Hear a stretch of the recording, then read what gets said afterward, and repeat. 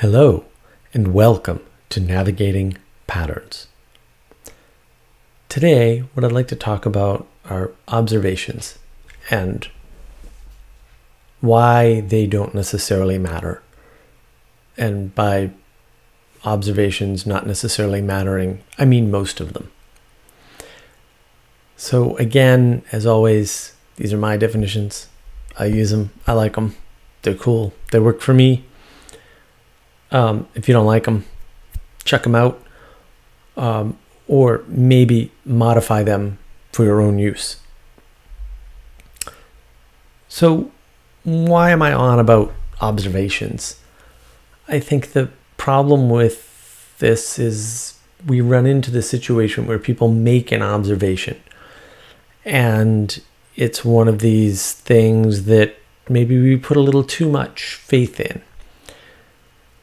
They can make you sound intelligent, and then you can make intelligible predictions about the world. But stating something like the grass is green doesn't make you smart. And I know that's hyperbole, but we kind of treat people this way sometimes, right? We revere them for the things they found, the observations they've made. But sometimes these things are obvious, right? You have a Captain Obvious moment where it's like, well, duh. But sometimes they're not obvious to you, even though they are obvious, and you think, oh, well, that person saw something I didn't, therefore they're a genius. And we really do this in our heads quite a bit. So an example of this might be, capitalism enables greed, which is a correct statement. Nothing wrong with that statement. That is true. Unfortunately, all economic systems enable greed. It's because the greed has nothing to do with the economics or the money or the monetary system or how it's managed or what laws are put in place. Greed exists in people. That's where it exists. You're not going to get rid of it by changing a monetary system, because the monetary system has a limited amount of control over people. You can reduce greed, maybe not. You can try to squeeze it out, maybe not. But the greed's in the people, not going to happen. So making conclusions from something like, well, capitalism enables greed is dangerous. The reason why it's dangerous is because it is obviously true across all economic systems. And it implies that the capitalism and the greed are connected, when in fact they're not. And a lot of people don't make the statement that capitalism enables greed. They make the statement that it causes greed. It's certainly impossible. That's impossible. It may seem obvious, right? It may seem obvious. We may assume it's obvious. It may be intelligible to us. It may make total sense that that is true, but it's not true. In order for that to be true, the other economic systems would have to not make greedy people or produce greedy people or have greed in them. But of course they do. So to the extent that capitalism makes people greedy, all monetary systems, all systems of money movement, of economics, of whatever, because the greed's not in the system. The greed's in the people. So the fact that if you only apply it to capitalism means that it's A, obvious, and B, unimportant. Because if it doesn't matter what system you're talking about, because the greed's in all the systems, why are you talking about it? Like, why are you stating the grass is green? Why are you stating capitalism enables greed? What's the point? And we get lost, because you can spin a pretty good story. You'd say, aha, if we could just get rid of the capitalistic system, the greed will go away, which is, again, obviously a false statement, but we're not pointed at that. The person telling us this story is not pointing us at that. They're telling us a story to point to something else on purpose, right? And it's usually something like, well, if you give me the power, I'll enact a system that doesn't have greed. Well, that sounds great until you realize you have to give them the power. That doesn't sound so great. Maybe you don't want to do that. Maybe they're the greedy ones. A lot of people psychologically project. So these obvious things lead to these bad axioms, these bad starting points for arguments, and we're very easily fooled by a good story, right? We really like an easy narrative, an easy explanation, or a narrative with a pleasing level of intelligibility. So for more on that, just see my video on conspiracy theories. That's what I talk about, right? Intelligibility is more important than control to us, right? Because as long as we can make predictions, we feel better. Or at least as long as we can make predictions about things that could kill us and how to avoid that, that's usually good enough. And so, you know, there's other ways that this is used. Just to bring up another example, though, the government is corrupt. Yeah, no kidding. Like almost everything becomes corrupt. Like, you're not saying anything. It's just an observation that's obvious. It's an obvious observation that doesn't mean anything. All governments are corrupt. All forms of governments are corrupt. Why? Because people are corrupt. People become corrupt. They don't even start out corrupt. That's the worst part. It's like, oh, if we could just divide the world into corrupt and non-corrupt people, problem solved. But people change over time, and people become corrupt, and systems become corrupt when you don't revivify them or when they lose their aim, for example. People can lose their aim. Systems can lose their aim. Institutions can lose their aim. Either one causes corruption. If you don't have an aim, you're probably corrupt. You'll just drink or use drugs or whatever. You'll live that hedonistic lifestyle. You've lost your aim. That's a form of corruption. And, you know, what we tend to do in those situations, for example, is we use an objective frame, right? So we say, all right, this is a true statement, and usually it is a true statement. There's lots of true statements. Most of them are irrelevant. That's the problem. There's lots of grass is green. Thanks. I'll use that to help the homeless tomorrow. But when we engage with an objective frame, we have to do some kind of comparison. And the comparison that we usually do is to an ideal. And, you know, fair enough. Ideals, we have to work towards an ideal. Otherwise, we lose our aim. So, but when we make the ideal part of the objective frame, we say, okay, well, objectively, there's a perfect system. And here's something in the system that's not perfect. Therefore, we have something to fix.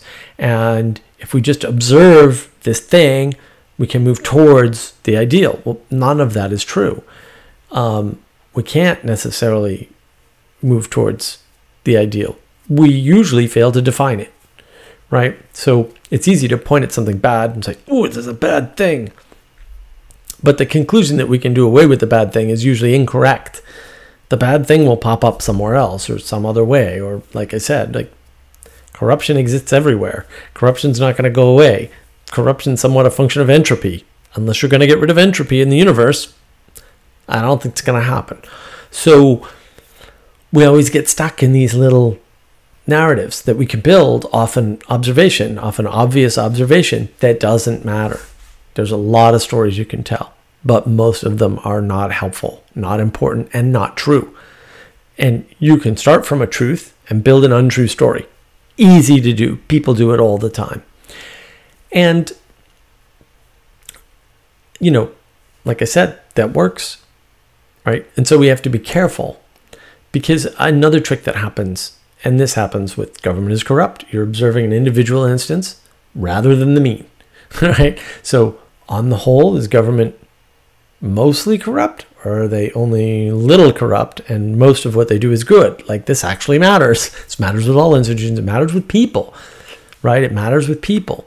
So we need to make those determinations, and making them off single instances, right? Even if they're loud and obvious signals. And boy, I could bring up a bunch of them just from my own personal experience.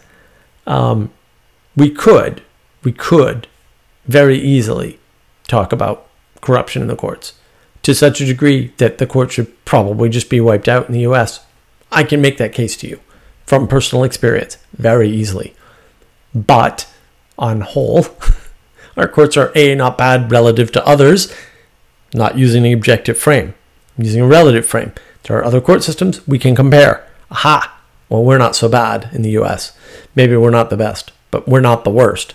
Good to know. Maybe you don't destroy something that's better than the average. First, you got to determine the average. This is why it's important, again, to look at means and averages rather than individual instances, because you can draw lots of conclusions that don't hold most of the time. And if they don't hold most of the time, they're not helpful, they're not pragmatic, they're not utilitarian, and lie by omission. That's effectively what we're talking about. Oh, this one guy got sent to prison for no reason, and maybe that actually happened. But if it's only one guy, like, perfection's not a thing. And the number of people that get sent to prison for no reason in other countries is much higher. But maybe we should just be a little grateful, right? And correct the mistake, because you can correct individual mistakes, but it's much harder to correct institutional mistakes or structural mistakes, much harder. And we need to be careful when we do that, because if we break the institution or the structure, not only will it be corrupt, but it'll be corrupt and out of control. And corruption plus out of control, now you've got bad news, because you're going to spread the corruption everywhere, perhaps to other organizations or other people. This happens all the time. People in a family become corrupt, the rest of the family falls apart and becomes corrupt. It happens with institutions all the time. So what do we do about this? Like, this is great, Mark. Thanks for the awesome news. What we need to do is we need to do some work, some hard work. We need to find out what matters and why and how.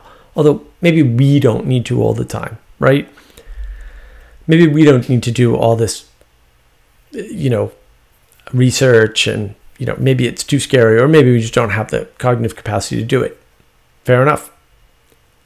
But what we can do is pay very close attention to what people are saying when they make the observation, why they think it matters, how they think it's connected. If they're not making those connections, we should be skeptical. We should say, wait a minute, why aren't you making these connections? We need to look for the relationships and make sure the relationships are intact and reasonable. And that's the way to hopefully get out of this trap, right? Notice the observations long enough to question them and apply some critical thinking. Is that true? Does that match what I know? Does that match what I see? Does that match the things in the world that I talk to people about? And if we don't have those answers, assume the rest of the story is not valid. Because usually people are talking about making big changes to things they don't understand, or to things you don't understand. And it's fair enough that if somebody asks you to make a big change to something you don't understand, that you say no. Because the same limit to cognitive capacity in finding out whether or not they're telling the truth, especially some of these big-brained intellectuals, is going to lead to problems with the implementation. And you're not going to know if they implement something good or bad. If you can't even tell if the story is correct, how can you tell if their changes are good or bad, right? And so it's good to have a little humility to engender that sense that, geez, if I don't know, maybe I shouldn't get involved. Maybe I'm not qualified, and that's okay, because you can't fix everything. And it's always good to remember, beware those handing out easy solutions to hard problems. Just watch those people. Watch them like a hawk.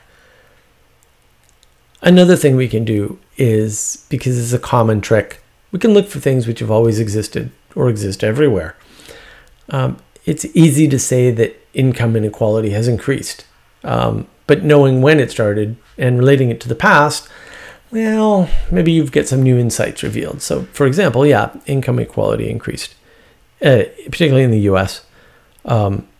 Interestingly, mostly around the time that the ACA bill was passed, the Obamacare bill, the quote, free healthcare bill. And it mostly affected the bottom third of income earners. And now, I can sit here all day and pick this apart and complain about the ACA, the free healthcare that isn't, the fact that none of that worked, like it didn't fit its goal. But what's important here is that we understand income inequality got worse at a certain time. And it got worse for the bottom third income earners. This is in the federal data. You can just go look it up. You don't need anybody to interpret for you. You just look at the chart. It's clear as day. So the people in the middle and the upper were tracking. The bottom third fell off. They were tracking. All three. The bottom third fell off. The other two kept tracking. That's what happened. It's in the data. Just look it up. But if you want to talk about income inequality, you really need to think about this longer term. From when? And how bad? Like, the reason why we have income tax in the United States is because 12 families in the US controlled all the money. And I mean like all the money. And so people thought that was unfair. They enacted income tax. Look what's happened. Not a very good solution. Looked like a good solution to take their money away and redistribute it to the government. And the government will redistribute it fairly, for sure. So that's how we get into this mess. The families that owned all the money, the 12 or so families, really did like own all the money in the US. Like, it was ridiculous. I think it was 90% of the income or something. 12 families. Granted, the population was smaller, but it's still a much smaller percentage back then than the people who own, who own most of the stuff in the US now. John Rockefeller, the first one, the guy who made all the money, was something close to a trillionaire. We don't have anybody close to a trillionaire anymore. No one's been that wealthy yet, worldwide. Hasn't happened. So income inequality since the late 1800s, early 1900s, actually gotten a lot better. Scale matters, right? So, and income inequality has always existed. It's always existed. You're not getting rid of it. It's not going to happen. There's lots of reasons for this. Maybe I'll go into them in another video. So when we start relating things like that, we learn things. And, it's useful to know that just because something's a new observation or a new way of looking at something doesn't mean it's relevant, doesn't mean it's important, doesn't mean it's something we can fix, doesn't mean it's that the story that's told about it is true. And that's what you have to watch for. You have to watch for the story and the connection to the observation. You have to figure out what kind of observation it is. You have to decide if the source you're talking to is trustworthy. And you have to discuss it with other people. And not just with your own little bubble. I always ask disagreeable people things. I have lots of disagreeable people around me. I'm disagreeable. It really helps to have disagreeable people around you. They really make you think, which is really annoying, but useful. So I hope you'll, like all my videos, give this one a real good think and some time, because it takes time to sink in. A lot of these concepts are a little difficult or a little new, and my presentation is probably not the best, but it's the best that I can do for you, and I hope that's enough. And on that note, I just want to thank you for your time and attention.